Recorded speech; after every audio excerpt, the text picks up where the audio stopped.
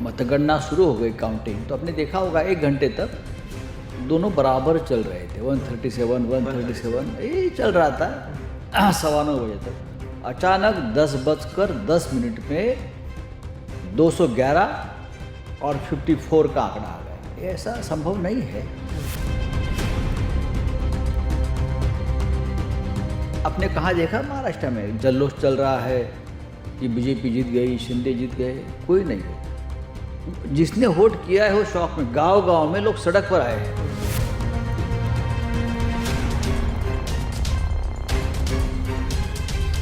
प्रियंका गांधी जीत गई, वहाँ पर आप ईवीएम की बात नहीं करते। झारखंड में जीत गए, वहाँ की ईवीएम की बात नहीं करते। लेकिन यहाँ पर गांधी को हराने से उनका कोई फायदा नहीं था, या झारखंड जीतने से कोई फायदा नहीं था। लेकिन महाराष्ट्र अगर हार जाता तो मोदी की कुर्सी डगमगा जाती। अच्छा। महाराष्ट्र ऐसा स्टेट है, महाराष्ट्र में इतने कांड करके रखे लोगों ने।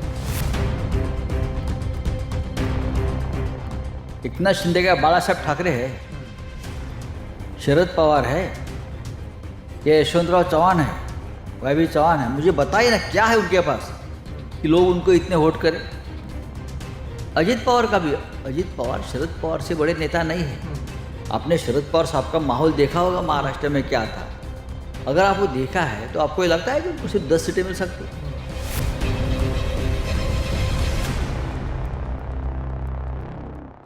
महाराष्ट्र विधानसभा चुनाव के जब से नतीजे आए हैं तब से एक सवाल इन नतीजों को लेकर भी लगातार विपक्ष की ओर से उठाया जा रहा है।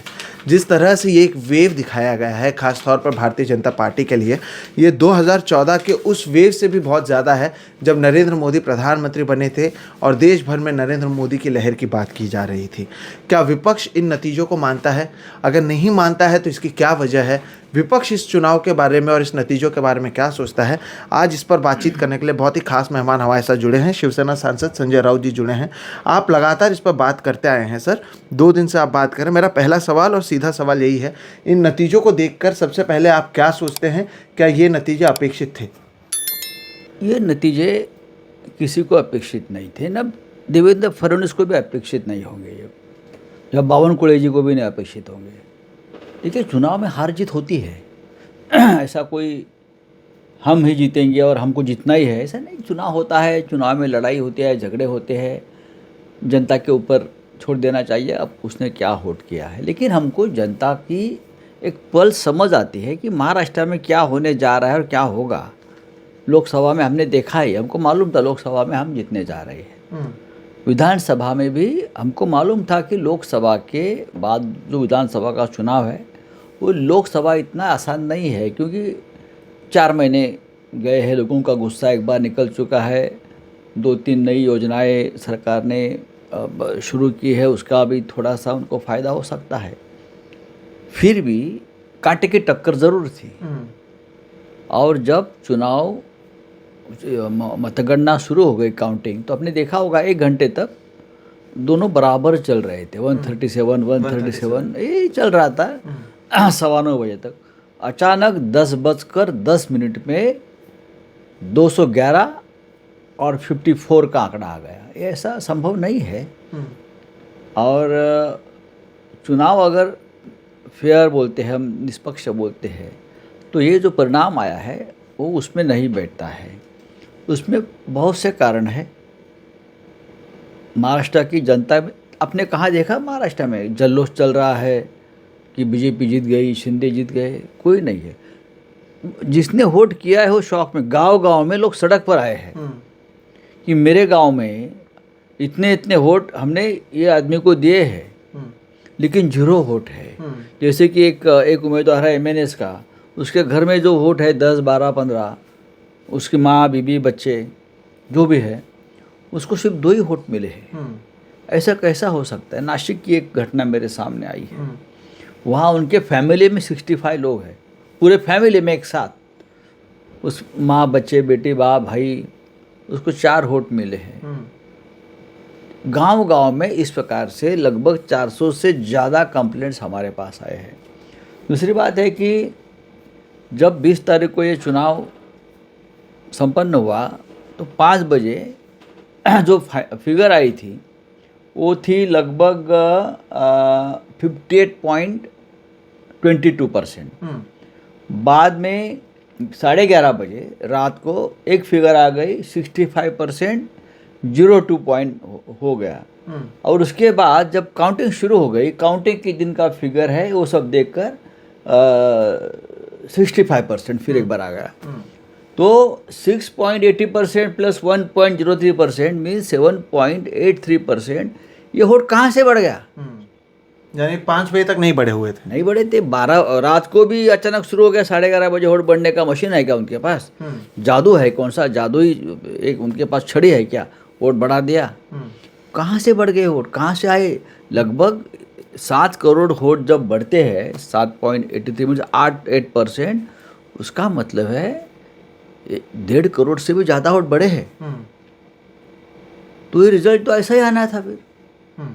लेकिन फिर अब इसकी वजह आप ईवीएम मान रहे हैं, लेकिन अब यही कहा जाता है कि प्रियंका गांधी जीत गई, वहाँ पर आप ईवीएम की बात नहीं करते, झारखंड में जीत गए, वहाँ की ईवीएम की बात नहीं करते। देखिए, प्रियंका गांधी को हराने से उनका कोई फायदा नहीं था, या झारखंड जीतने से कोई फायदा नहीं था। लेकिन महाराष्ट्र अगर हार जाता तो मोदी की कुर्सी डगमगा जाती। अच्छा, महाराष्ट्र ऐसा स्टेट है, महाराष्ट्र में इतने कांड करके रखे लोगों ने। शिवसेना को तोड़ दिया, एनसीपी को तोड़ दिया, अडानी के घसे में मुंबई डाल रहे हैं। अगर ये देखें तो उनके लिए महाराष्ट्र बहुत इंपॉर्टेंट स्टेट था ना। तो गड़बड़ महाराष्ट्र में होगी, गड़बड़ यूपी में होगी, मैं आपको बताता हूँ। गड़बड़ केरल में नहीं होगी, छत्तीसगढ़ में नहीं होगी, मैं आपको बताता हूँ। झारखंड हिमाचल में नहीं होगी गड़बड़। गड़बड़ ऐसे स्टेट में होगी जहाँ उनका इंटरेस्ट है। जम्मू कश्मीर में गड़बड़ नहीं होगी, गड़बड़ हरियाणा में हो गई, इंटरेस्ट है। गड़बड़ दिल्ली में होगी, अब देखो गड़बड़ दिल्ली में होगी।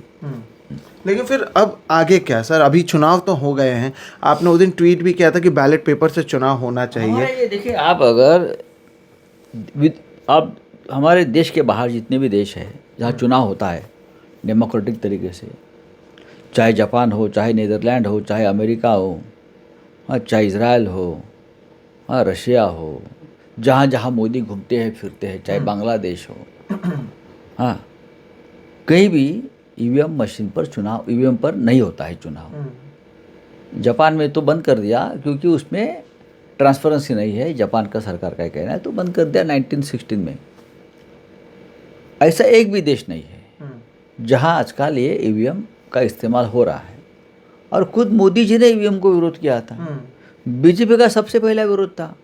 आडवाणी जी ने किताब लिखी हुई है, किताब लिखी है, डॉक्टर सुब्रमण्यम स्वामी जी ने किताब लिखी है, किरीट सोमैया हो, पीयूष गोयल हो, सब में तो ईवीएम में कैसा घोटाला होता है उसके डेमोन्स्ट्रेशन दिखाए हमको, बुला बुला कर दिखाए हैं।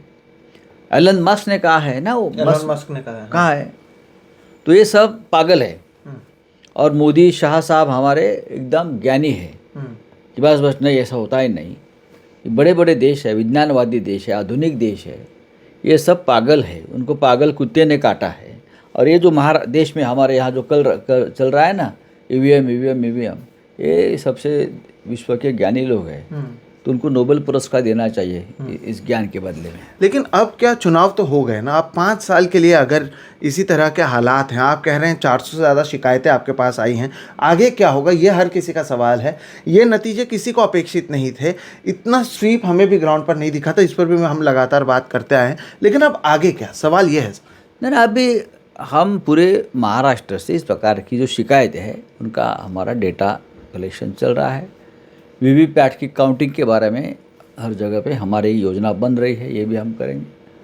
बात ऐसे है कि लड़ाई तो छोड़ नहीं सकते ना। जिस तरह से मक्कारी गद्दारी करके ये लोग चुनाव जीत गए हैं, पहले सरकार भी लाई थी, तो ये देश नहीं रहेगा, डेमोक्रेसी नहीं रहेगी हमारे देश में, डेमोक्रेसी ख़त्म हो गई। तो हमारे जैसे लोग हैं, हमारे जैसी जो पार्टी है, उनको लड़ना होगा एक साथ बैठकर, सबके साथ विचार करके। अभी हम कल दिल्ली में जाएंगे, वहाँ बैठेंगे राहुल गांधी जी के साथ। लड़ाई तो छोड़ नहीं सकते, जो होगा वो देखा जाएगा। देखिए, मोदी जी हो, शाह जी हो, कभी ना सबको कभी ना कभी आत्मा को छोड़कर जाना ही है ना।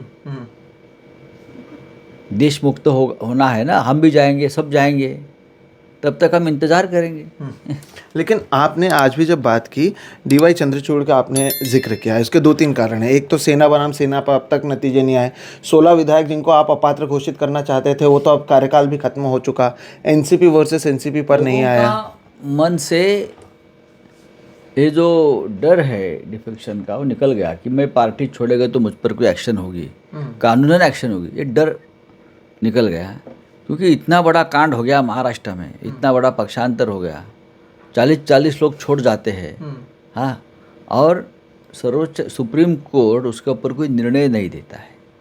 तो आज कोई भी जाकर पूरे देश में पार्टी छोड़ेगा, ये यहाँ से चुनकर आया, सामने से कोई ऑफर आ गई, भाग गया, उसके लिए जिम्मेदार डीवाई चंद्रचूड़ है।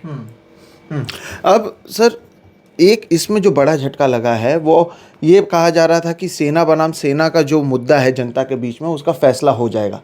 आप लोगों के क्या आंकड़े थे? क्योंकि जिस तरह का एक वेव है, एकनाथ शिंदे की शिवसेना को जितनी सीटें मिली हैं, महाविकास आघाड़ी के तीनों पार्टियों को मिला ले तो इतनी सीटें नहीं मिलती हैं। इसे आप नहीं मानते हैं, ये आपने कह दिया है। बात ऐसे हम कैसे मानेंगे? एकनाथ शिंदे का बाला साहब ठाकरे है, शरद पवार है, ये यशवंतराव चौहान है, वाई चौहान है। मुझे बताइए ना क्या है उनके पास कि लोग उनको इतने वोट करें? एक तो पैसा है, पैसे का ज़बरदस्त इस्तेमाल किया इस चुनाव में। दूसरा ईवीएम का जो मुद्दा सामने आया है ये दिखता है। अजित पवार का भी, अजित पवार शरद पवार से बड़े नेता नहीं है। आपने शरद पवार साहब का माहौल देखा होगा महाराष्ट्र में क्या था। अगर आप वो देखा है तो आपको ये लगता है कि उनको सिर्फ 10 सीटें मिल सकती? जो आदमी लोकसभा में 10 सीटें लड़कर 8 जीत जाता है, उस व्यक्ति को कम से कम 40-45 सीटें मिलना उनका अधिकार है। शिवसेना 55 सीट तक हम जीतने का हम उम्मीद कर रहे थे। कांग्रेस 60 तक जा सकती थी। लेकिन ये सब आंकड़े तोड़कर ये जो नए आंकड़े लाए हैं, ये तो जोर ज़बरदस्ती का निर्णय है। तो आपने कहा आपके 50 + 40 एनसीपी + 60 कांग्रेस, यानी 150, यानी आप सरकार बना रहे हैं। और मैं बार बार बोल रहा था कि हम 150, 100 या 155 तक हम जीतने जा रहे हैं। मैंने कभी 180 या 185 का दावा नहीं किया। हमने यही करे, हमारे पास ऑथेंटिक जो आंकड़े है, पूरा जो डेटा है, उससे लगता है कि हमको बहुमत मिलेगा। तो क्या सर अब सवाल यही है कि क्या आप चाहते हैं कि बैलेट पेपर से चुनाव, आपने ट्वीट भी किया था, अब तो होगा से ही चुनाव होना चाहिए इस देश में, तभी लोकतंत्र जिंदा रहेगा। लेकिन हारने के बाद कह रहे हैं, सत्ताधारी लोगों का यही कहना है। 10 साल से हम लोग बोल रहे हैं ना, लेकिन हमारे पास कोई पर्याय नहीं है ना। अभी आप करते हो तो हमको जाना पड़ेगा। लोकसभा से पहले भी हमने कहा था कि बैलेट पेपर पर लीजिए, हमने कहा था, ऐसा नहीं कि हमने, अभी भी हम कह रहे हैं बैलेट पेपर पर चुनाव करने में मोदी और शाह डरते क्यों है, बीजेपी डरती क्यों है? करो ना। आपने शुरुआत में सर एक बात कही कि महाराष्ट्र जीतना इनके लिए ज़रूरी था। क्यों लगता है आपको कि ये चुनाव में इन्हें जीतना ही ज़रूरी था? क्योंकि गौतम अडानी का पूरी दौलत, पूरी इन्वेस्टमेंट महाराष्ट्र में है। अडानी जी की इन्वेस्टमेंट यानी मोदी शाह बीजेपी की इन्वेस्टमेंट है ना। उनको बचाना है तो उनकी सरकार चाहिए, उनके लोग चाहिए, उनके हाथ में महाराष्ट्र चाहिए। मेरा आखिरी सवाल, अब आप लोगों के कार्यकर्ता, आपके नेता, बहुत सारे दूसरे कांग्रेस के नेता, एनसीपी के नेता, ये तो मायूस हो गए हैं। अब ये कहा जा रहा है कि 2.5 साल से जो बीएमसी के इलेक्शंस नहीं हुए तो उसे भी ले लेंगे। 1 महीना लेट यहाँ पर इलेक्शन लिया गया ताकि लाड़की बहन लोगों तक पहुँचे। 1500 का 3000 किया गया। अब इतना कमज़ोर विपक्ष रहने वाला है महाराष्ट्र विधानसभा में, आगे की स्ट्रैटेजी आप लोगों की क्या होगी? बात ऐसे ही, विपक्ष को कभी कमज़ोर मत समझना। लोकसभा में इससे पहले भी भारतीय जनता पार्टी के 2 लोग चुनकर आए थे, लेकिन वो कमज़ोर नहीं थे। नेता जो होता है किस प्रकार से काम करता है, किस प्रकार से स्टेट की और देश की बात रखता है, वो देखना चाहिए। महाराष्ट्र में जो लोग चुनकर आए हैं विपक्ष में, वो आज भी मुझे लगता है काबिल लोग हैं। वो अपनी बात रखेंगे, सरकार को सवाल पूछते रहेंगे। अगर अंदर नहीं हुआ तो बाहर हमारे जैसे लोग बैठे हैं ना सवाल पूछने के लिए, हम विपक्ष को और राज्य को जिंदा रखेंगे। लेकिन इसके खिलाफ जो नतीजा है, क्या कानूनी कार्रवाई आप करने चल रहा है काम, उसके ऊपर हमारा काम चल रहा है और ज़रूर आपको उसका जानकारी मिलेगी। बिल्कुल, बहुत बहुत शुक्रिया सर। जैसे कि आपने सुना, शिवसेना सांसद संजय राउत का ये कहना है कि जिस तरह के आंकड़े आए हैं क्या एकनाथ शिंदे बाला साहेब ठाकरे से बड़े हैं? क्या अजित पवार शरद पवार से बड़े हैं? आखिर ऐसा क्या हो गया 3-4 महीने में कि इतने बड़े डिफरेंस के साथ ये जीत होती है? विपक्ष इसे मानने को तैयार नहीं, और साथ ही साथ एक कानूनी कार्रवाई किस तरह से हो, इसे लेकर भी बैठक जारी है। अब आगे क्या होता है ये देखना महत्वपूर्ण होगा। लेकिन महाराष्ट्र जैसा राज्य, जहां पर 4 महीने पहले महाविकास आघाड़ी का जो प्रदर्शन था वो बेहतरीन था, वहां पर जो नतीजे आए हैं उसे लेकर सवाल लगातार उठ रहे हैं। फिलहाल इस वीडियो में इतना ही। मेरा नाम है सोहित मिश्रा और आप देख रहे हैं सोहित मिश्रा ऑफिशियल। नमस्कार।